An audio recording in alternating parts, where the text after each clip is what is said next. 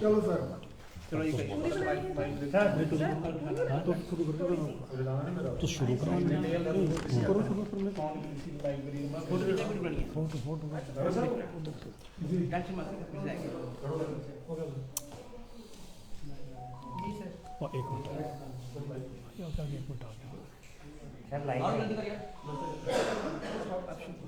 पहले तो आप सब प्रेस बंधुओं का आज के इस शॉर्ट नोटिस के ऊपर आने के लिए बहुत बहुत धन्यवाद मित्रों, क्योंकि आज कुछ ऐसा हुआ है जिसको लेकर मुझे लगता है पूरे जितना जम्मू कश्मीर का जो जनमानुस है, वो जनमानुस जिनके वो महाराजा जो अपने सेकुलरिज्म के लिए जाने जाते थे, वो महाराजा जिसके कारण आज हम हिंदुस्तान का हिस्सा है, वरना जो लोग आज ऐसी स्टेटमेंट दे रहे होते हैं इनके ऊपर होता तो आज हम हिंदुस्तान में ना होकर पाकिस्तान में होते। उस महाराजा के खिलाफ जो शब्द आज नेशनल कॉन्फ्रेंस के डिप्टी सीएम ने यूज किए हैं उससे हमें एतराज है, और उन शब्दों का हम खंडन करते हुए बताना चाहते हैं कि डिप्टी सीएम तुम जरा ये पढ़ लो कि महाराजा की हिस्ट्री क्या थी। और मेरी इस प्रेस कॉन्फ्रेंस में मेरे साथ सुरेंद्र गिल्ली जी रहेंगे और हमारे साथ यहां पर बख्शी जी भी रहेंगे। मैं आपको ये बताना चाहता हूं कि आप जानते क्या है महाराजा के बारे में। मैं समझ सकता हूं, आज मुझे पूरा आभास हो रहा है कि अगर हिंदुस्तान हजारों साल तक गुलाम रहा तो किन जयचंदों के कारण गुलाम रहा, और जयचंद कुछ अलग नहीं होंगे, इसी तरह के ही जयचंद रहे होंगे। लेकिन कम से कम इतिहास को पढ़िए, और अगर पढ़ना नहीं आता तो हमसे जानिए इतिहास क्या था। उस महाराजा की शान में गुस्ताखी भारतीय जनता पार्टी बर्दाश्त नहीं करेगी। डिप्टी सीएम कान खोलकर सुन लो कि उस महाराजा की शान में गुस्ताखी भारतीय जनता पार्टी जम्मू कश्मीर के लोग बर्दाश्त नहीं करेंगे, और इसका कल सुबह आपको नमूना दे दिया जाएगा कि हम लोग क्या कर सकते हैं। और यह मत भूलियो कि आपके जो आज आपकी पॉलिटिकल पार्टी है, अगर शेख साहब को उस समय ये महाराजा जिन्हें आप डिक्टेटर कहते हो, अगर वो धर्म देखते तो आपके शेख साहब को कभी भी वजीफा ना देते, कभी भी आपके शेख साहब पढ़कर ना आते, और कभी भी आपके शेख साहब यहां पर टीचर की नौकरी ना करते। उन्हीं महाराजा के वजीफे के कारण, उस सेकुलर महाराजा के वजीफे के कारण आज शेख अब्दुल्ला साहब जो थे वो पढ़े थे, और उनके आगे चलते हुए फारूक साहब और उमर साहब। जो नेशनल कॉन्फ्रेंस आपकी बनी इसी कारण बनी कि महाराजा ने अपना सेकुलरिज्म दिखाया था। लेकिन अगर आज आपको मेरे महाराजा में डिक्टेटर दिखाई देता है तो हमें भी आपके अंदर एक बदतमीज इंसान दिखाई देता है, जो इंसान महाराजा के खिलाफ इस तरह की बातें कर रहा है, और ये जम्मू के लोगों, कश्मीर के लोग बर्दाश्त नहीं करेंगे। मैं बताना चाहता हूं महाराजा साहब की क्या क्या कंट्रीब्यूशन रही। हम अच्छी तरह से जानते हैं कि वो महाराजा था जिसने इंटरनेशनल प्लेटफॉर्म के ऊपर 1932 की गोल मेज कॉन्फ्रेंस में हिंदुस्तान को आजाद करने की बात की थी। जो हिंदुस्तान को आजाद करने की बात कर रहा था महाराजा, वो डिक्टेटर हो गया। जरा हमें ये तो बताओ, वो महाराजा अगर उस समय 1947 में जब मारकाट चल रही थी, जब हिंदू मुसलमान के साथ लड़ रहा था, गांधी जी को अगर उम्मीद की किरण दिखाई दी थी तो जम्मू कश्मीर से दिखाई दी थी, और जम्मू कश्मीर के अंदर महाराजा हरि सिंह का राज था। उसके खिलाफ अगर तुम डिक्टेटर का शब्द यूज करोगे तो सचेत हो जाओ। ये भी बताना चाहता हूं कि अगर हिंदुस्तान के साथ एक्सेशन किया तो महाराजा हरि सिंह ने किया, वरना आपके वालों तक होता तो जो लोग उस समय कश्मीर के लोगों से चंदा इकट्ठा कर रहे थे कि मैं यहां पाकिस्तान बनाऊंगा, क्या वो हिंदुस्तान के साथ जाते? ये तो महाराजा के कारण हम आज हिंदुस्तान का हिस्सा है। उस महाराजा के खिलाफ डिक्टेटर का शब्द यूज करोगे, ये हम बर्दाश्त नहीं करेंगे। वो महाराजा जिसने हिंदू, मुसलमान, शेड्यूल कास्ट, शेड्यूल ट्राइब सबको एक नजर से देखा, सबसे पहले यहां पर अगर मंदिरों के द्वार खोले थे शेड्यूल कास्ट के लिए, हरिजन के लिए, तो महाराजा हरि सिंह ने खोले थे। उसे तुम डिक्टेटर कहते हो? गुज्जर बकरवाल समुदाय के अंदर शायद हिस्ट्री नहीं पता, और हिस्ट्री बड़ी कमजोर है तुम्हारी। बताना चाहता हूं कि जब महाराजा के साथ एक दूसरी रियासत का महाराजा आ रहा था और एक गुज्जर बच्ची के ऊपर जब उसने अब शब्द कहे, महाराजा ने उसे अपनी कार से उतार दिया, चलती कार से उतार दिया। उस महाराजा को डिक्टेटर कहते हो? वो महाराजा जिसने जम्मू कश्मीर को अपनी दो आंखों की तरह देखा, 2 कॉलेज जम्मू में बनाए तो 2 कश्मीर में बनाए। आपकी तरह नहीं एक इंस्टीट्यूट बना तो केवल कश्मीर में। जम्मू वाले तो सोचते रहे कि इंस्टीट्यूट क्या होता है। उस महाराजा को डिक्टेटर कहोगे? 7 से 8 स्कूल अगर जम्मू में बने तो 7 से 8 स्कूल ही कश्मीर में बने। कभी पक्षपात नहीं किया। वो ईद ज्यादा हर्षोल्लास से मनाते थे, उनको आप डिक्टेटर कहते हो? मैं पूछना चाहता हूं कि ये इस तरह के जब तुम लफ्ज यूज करते हो तो कम से कम इतिहास का पता होना चाहिए। आज जो घात जम्मू कश्मीर के आम जनमानुस के साथ आपने किया है, इसके लिए माफी मांगना पड़ेगी।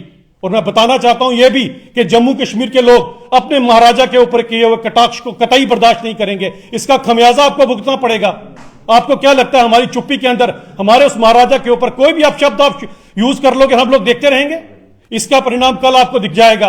और मैं बताना चाहता हूं, जब तक आप पब्लिकली माफी नहीं मांगते हो, इसके लिए हम बार बार आपको बताते रहेंगे।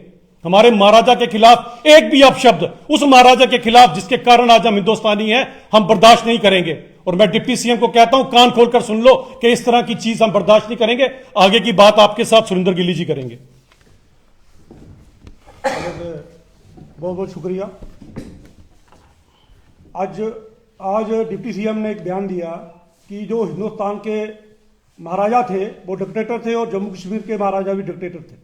महाराज साहब को डिक्टेटर कहना, जैसे रोटी साहब ने कहा, उस महाराज साहब को जिन्होंने जम्मू कश्मीर में छुआछूत सबसे पहले खत्म की, और जब वो असील हुए सत्ता पे, सबसे पहले उन्होंने मंदिरों में ऐसी समाज के लोगों को लेके गए और जम्मू कश्मीर का विलय हिंदुस्तान से करवाया। उस महाराज साहब के लिए एक इतने बड़े ओहदे पे बैठा हुआ आदमी, एक पार्टी का, उस पार्टी का वजूद ही यही है कि महाराज साहब को कैसे अपमानित किया जाए, क्योंकि इनकी हिस्ट्री रही है। क्योंकि जब महाराज साहब हिंदुस्तान से शासन हुआ तो उसके बाद शेख अब्दुल्ला जो इस पार्टी के फाउंडर थे, वो बोलते थे कि हम जम्मू कश्मीर में हम हुकूमत नहीं चला सकते, महाराज साहब को जहां से आप बाहर भेज दें, नहीं तो प्रजा हमें हुकूमत नहीं चलाने देगी। वो लोग जिन्होंने महाराज साहब को इस जम्मू कश्मीर से बाहर निकालने की साजिश रची, उनका एक पार्टी का डिप्टी सीएम बोलता है कि महाराज साहब डिक्टेटर थे। वो महाराज साहब जिन्होंने जम्मू कश्मीर को, हमें, आपको एक झंडा, जो हिंदुस्तान का झंडा हम आज फख्र से उठाते हैं, हिंदुस्तानी बनाने में सबसे अहम रोल महाराज साहब का रहा। आज 13 जुलाई पे वो बात कहां से चली? 13 जुलाई पे आज असेंबली में छुट्टी पे उस पर बात चली। उन्होंने बोला कि उस पर छुट्टी होनी चाहिए, वो शहीद थे। आप बताएं, जिन्होंने वहां हमारी कश्मीरी पंडितों की प्राप्ति के साथ और बच्चियों के साथ जोर जबरदस्ती करनी, उनको जो उसमें मारे गए लोग, जो उपद्रवी थे, उनको मारे गए, उनको, उनके प्रति इन लोगों की इतनी सहानुभूति।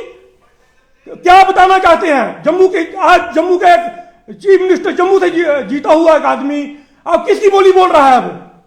हम यही आपके माध्यम से डिप्टी सीएम को बताना चाहते हैं, आप किसको खुश करने के चक्कर में पड़े हैं।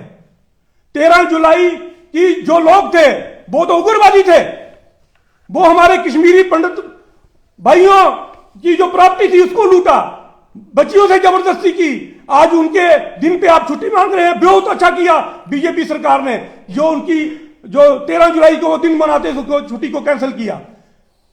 13 जुलाई ब्लैक डे है, ब्लैक डे है 13 जुलाई जम्मू कश्मीर की हिस्ट्री में। उस दिन की छुट्टी के लिए वो बोलते हैं छुट्टी वो कभी नहीं हो सकती, जो मर्जी हो जाए वो छुट्टी कभी नहीं होगी। 13 जुलाई सबसे बुरा दिन है। असेंबली में वो एक दूसरे को दौड़ लगी है कि हम इनसे ज्यादा बोले, पीडीपी बोलती है हम इनसे ज्यादा बोले, वो एक दूसरे को, लोगों को गुमराह करने की कोशिश कर रहे हैं। महाराज साहब के लिए जो डिप्टी सीएम ने जो भी बातें बोली हैं उसके लिए उनको माफी मांगनी चाहिए। और जो महाराज साहब की जो प्रॉपर्टीज है मालाबार हिल में, बॉम्बे में 8 कनाल जमीन फरूख अब्दुल्ला साहब ने 1981 में वो जमीन किसी को बेच दी, उसकी सीबीआई इंक्वायरी होनी चाहिए, उसकी उसमें बात होनी चाहिए। क्योंकि महाराज साहब की जो भी प्रॉपर्टी वहां, आज वो 50 मंजिल की बिल्डिंग है, 50 मंजिल की बिल्डिंग में 49 बिल्डिंग जो है वो उस बिल्डर ने बेच दी है। सिर्फ एक बिल्डिंग जो नीचे का फ्लोर है वो जम्मू कश्मीर सरकार के पास है। इंक्वायरी बात उसकी होनी चाहिए, ना कि उनकी जो 13 जुलाई की बात करते हैं। ये अपमान हम जम्मू कश्मीर के लोग सहेंगे नहीं। कल डिप्टी सीएम को पता चल जाएगा जम्मू कश्मीर चाहता क्या है और जम्मू कश्मीर क्या करने जा रहा है। बहुत बहुत धन्यवाद। डिप्टी सीएम सुरेंद्र चौधरी ने यह भी कहा कि अगर जम्मू कश्मीर जो है वो महाराजा की स्टेट थी, महाराजा ने विलय कराया भारत के साथ, अगर महाराजा डोगरा वॉरियर थे, और साथ ही में उन्होंने यह भी कहा कि 5 अगस्त 2019 को महाराजा की स्टेट को यूटी में तब्दील क्यों किया गया? वो आपकी करतूतों के कारण किया गया। जो आपने 1987 में यहां पर जमहूरियत का गला दबाया, उसके बाद जो आपने जीतों को हराया, हरायों को जिताया, और सबसे पहले जो 5 का ग्रुप गया था हाजिन ग्रुप बाहर हथियार उठाने के लिए, वो किस पार्टी का वर्कर था? आपने जो हालत की यहां पर, इस पेशेंट को आपने मार मारकर इसका आपने खून चूस कर इसको आईसीयू में पहुंचा दिया। उस आईसीयू के पेशेंट को आज अच्छा भला अगर किया तो किसने किया, इसी कारण करना पड़ा। अगर आप ये काम ना करते और हिसाब किताब तो उन 1.5 लाख लोगों का दो जो कब्रों में आपके इन्हीं कारण आज दफन है। आप हिसाब किताब उन कश्मीरी हिंदुओं को दो जिनके आपने उत्पीड़ना की। आप टीकालाल टपलू का हिसाब किताब दो, आप गिरिजा टिक्कू का हिसाब किताब दो जब आप यूनिफाइड कमांड को हेड कर रहे थे। तो इस तरह की जब बातें करते हैं अपना कारण देखें किसके कारण ये सब कुछ किया गया है। और आज जिस तरह के अपशब्द ये यूज कर रहे हैं ये कतई बर्दाश्त नहीं किए जाएंगे। मैं आज समझ सकता हूं कि ये जो जयचंद हैं और खासकर ये जम्मू के जो जयचंद जो वहां पर मुझे लगता है कि इनके वहां पर इनकी बोली बोलना शुरू हो गए हैं। जम्मू के लोगों ने आपको वोट दिया है, वहां पर पहुंचाया है, इसका मतलब क्या है कि जम्मू के लोगों के खिलाफ बोलोगे, हमारे महाराजा के खिलाफ बोलोगे। एक बार तो चुनाव जीत लिया गलती से, अगली बार जम्मू के लोग आपको जवाब देंगे कि जयचंदों को किस तरह से सिखाया जाता है। और हम वो भूले नहीं है कि हिंदुस्तान को गुलाम जब रहा आप जैसे जयचंदों की वजह से रहा। ये इतिहास ये भी बयान था कि इतिहास में पहली बार हुआ है जम्मू कश्मीर एक महाराजा की स्टेट थी, डोगरों की स्टेट थी, जिसको काट छांट कर 2 हिस्सों में बांट दिया। और इतिहास में पहली बार हुआ है कि राज्य को यूटी का दर्जा दिया, पहली बार हुआ है। क्या संधू साहब आपको इनके जरा बुजुर्गों का थोड़ा सा इतिहास निकालिएगा जो उस समय कश्मीर के लोगों से चंदा इकट्ठा कर रहे थे। किस लिए इकट्ठा कर रहे थे? मैं पाकिस्तान बनाऊंगा। महाराजा साहब ने हिंदुस्तान के साथ विलय किया। आज अगर पूर्ण रूपे से विलय हुआ तो सबसे ज्यादा खुश कोई होगे तो महाराजा साहब की आत्मा को खुशी मिली होगी, क्योंकि उनको यही था कि मेरे लोग जो हैं वो हिंदुस्तानी और हिंदुस्तान के साथ जाएं। इनके ऊपर होता तो आज मेरा भी नाम कुछ और होता और संधू साहब आपका भी नाम कुछ और होता। कि अगर जम्मू कश्मीर की बात की जाए तो ये बीजेपी दावा करती है कि जम्मू कश्मीर में टूरिज्म जो है वो बहुत ज्यादा फ्लोरिश कर रहा है, खासकर अगर घाटी की बात की जाए। वहीं उनका ये भी कहना है कि घाटी में इस समय जो भी पीसफुल स्थिति की बात की जा रही है वो दबाव में की जा रही है। अगर ये दबाव हट जाए तो जो हालात 1990 में थे वो हालात फिर से वापस आ जाएंगे। ठीक है, इनके ही वो लोग कहा करते थे कि अगर 370 हटेगा तो यहाँ पर कोई तिरंगा उठाने वाला नहीं मिलेगा। आज कश्मीर के हर कोने कोने में आपको तिरंगा उठाने वाला मिलता है। इनकी बातों पे ना जाया करें, इनका जब इतिहास निकालेंगे। अभी पिछले दिनों उनके बूथ वर्कर कौन थे आपको पता है, और हमें अच्छी तरह से पता है अबू दुर्जाना कौन था और अबू हमजा कौन था। इन लोगों की बातों को सीरियस ना लीजिए करें। अभी 3 के आंकड़े पर वही पीडीएफ के एमएलए वहीद परा ने कहा है कि भाजपा ने जो आज लैंग्वेज शहीदों के लिए यूज की है जो 13 जुलाई 1931 की, उनको लेकर गए तो माफी उनको मांगनी चाहिए। देखें खुद जबरन अगर एनआईए की चार्जशीट जो खुद जबरन पुलवामा की बच्ची का निकाह अबू दुर्जाना जैसे टेररिस्ट से करा रहे हो और उसके यहाँ पर बाराती बनकर गए हो, ऐसे लोगों को मैं सीरियस नहीं लेता। छोड़ें की बात। जसरोटी साहब जिस तरह से आपने कहा कि उस समय की बात है, अगर 47 में महाराजा विलय कर लेते जम्मू कश्मीर में, ये पीओ के हमारे हाथ में होता, गिलगित बल्टिस्तान हो जाता। ये डिले के कारण है जो बिल्कुल नहीं संधू साहब, थोड़ा हिस्टोरिकल फैक्ट मैं आपको बताता हूँ, मैं आपके साथ बात समझ गया। रामचंद्र जो काक है वो भी नहीं चाहते थे हिंदुस्तान के साथ विलय हो। इसी तरह से जो उनके महाराजा के जो थे राजगुरु थे वो भी नहीं चाहते थे। और जो हिंदुस्तान की बात करता था, विलय की बात करता था, उसके ऊपर जो है उसको गिरफ्तार किया जाए। जिसकी मिसाल है मुल्क शराब की। चलो मैं आपको जो मैं निकालते थे सुन लिया बंद कर दिया था। संधू साहब थोड़ा सा हिस्टोरिकल फैक्ट पता होना चाहिए हमारे को। हम कर रहे हैं, मैं आपको हिस्ट्री बताता हूँ, सुन लीजिए मेरी हिस्ट्री। सुन संधू साहब फिर आप सवाल ही पूछिए, जवाब ले लीजिए अगर आप थोड़ा इतना रखें।